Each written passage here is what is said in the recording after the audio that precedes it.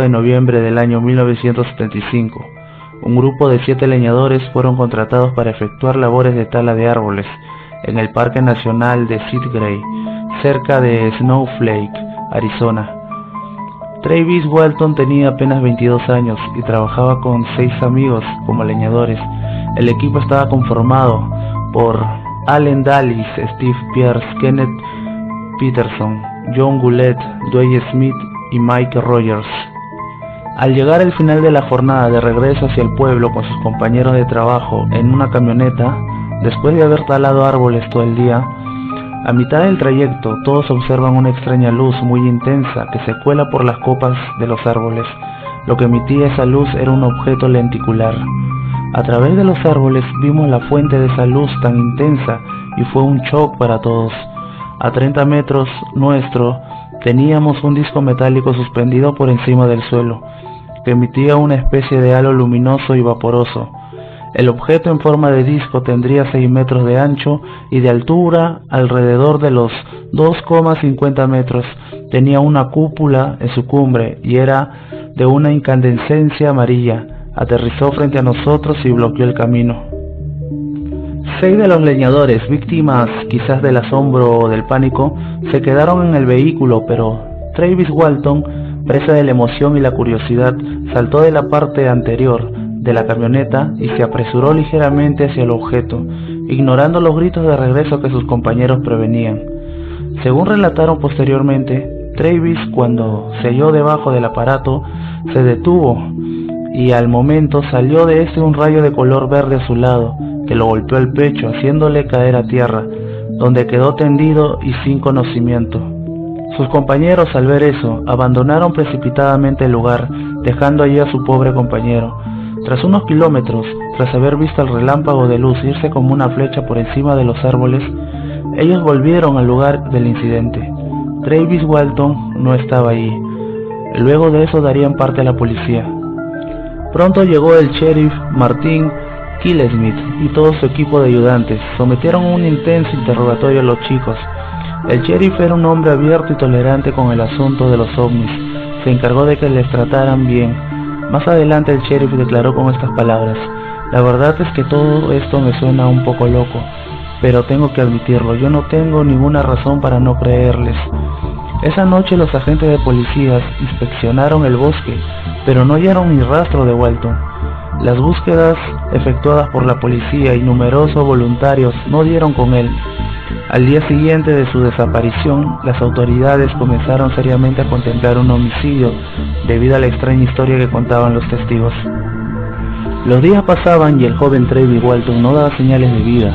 Los chicos contaron sencillamente lo que vieron, pero lógicamente muchos quisieron ver en el suceso un intento de ocultar un asesinato, que tenían la firme certeza de que los leñadores idearon una falsa abducción.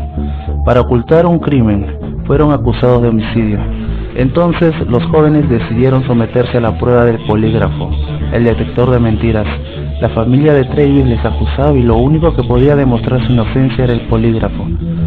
Todos los medios de comunicación de Estados Unidos, prensa, radios, televisión, divulgaban la historia una y otra vez. Ahí había periodistas, ufólogos, aficionados de los ovnis, que estaban detrás de la puerta del tribunal de Holbrook, donde el grupo de chicos seguían sometidos a la prueba del polígrafo que estaba a cargo de Cy Gilson en la Oficina de Seguridad Pública del estado de Arizona.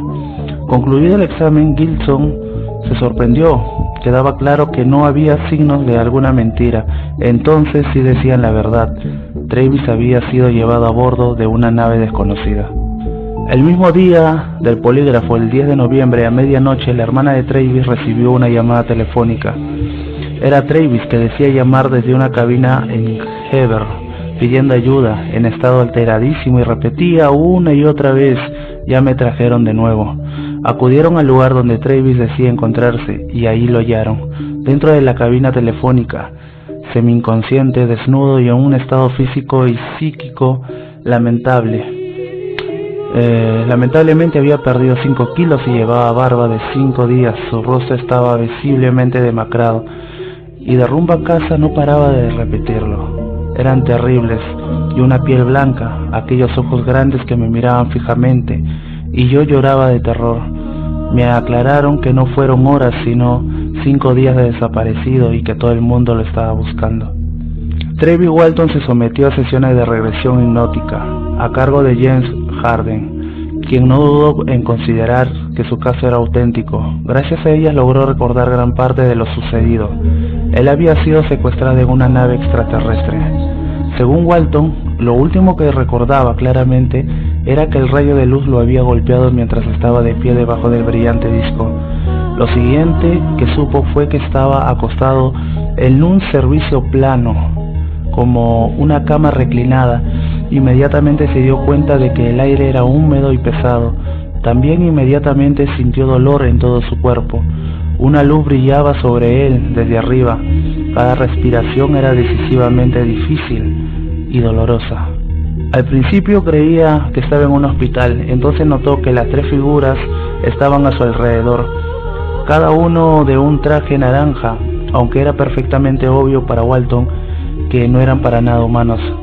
Más tarde diría que estas figuras tenían alrededor de 5 pies de altura y con extrañas cabezas calvas y enormes. Sus ojos eran igualmente de grandes. Lo describía como casi marrones, sin mucho blanco en ellos. El resto de sus rasgos faciales eran decisivamente más pequeños que su tamaño sugerido. Lo que Walton finalmente describió fueron 3 alienígenas grises. Con una oleada de adrenalina inducida por el miedo corriendo a través de él, Walton saltó de la cama y se levantó rápidamente.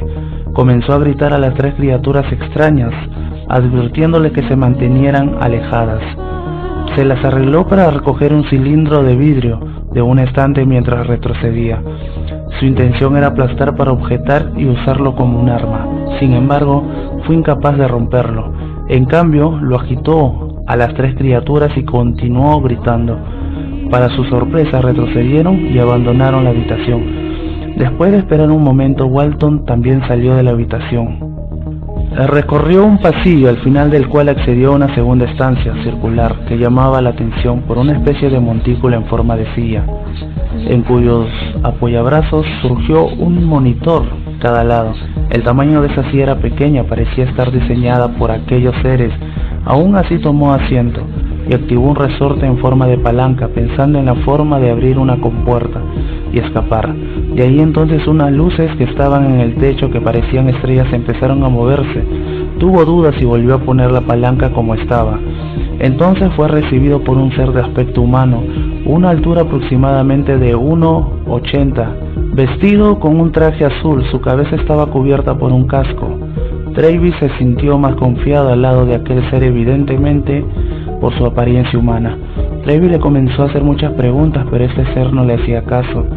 Aquel ser le tomó del brazo y le condujo por un montón de estancias, pasillos, hasta que entraron en una sala donde los estaba esperando otros 3 seres, 2 hombres y una mujer vestidos de igual forma, pero sin cascos. Eran rubios de tipo nórdico, con el pelo bastante largo. Todos le forcejearon para tumbarle encima de una mesa. Al final tendido le descendieron un objeto que cubrió su cara. Tenía forma de máscara de oxígeno, tras lo cual lo siguiente que recordó fue que estaba tendido en mitad de una carretera y pudo ver una gran nave que ascendía encima de él hasta alejarse. Hoy en día el caso de Trevi Walton se ha convertido en uno de los más famosos y más documentados casos de abducciones en la historia ufológica.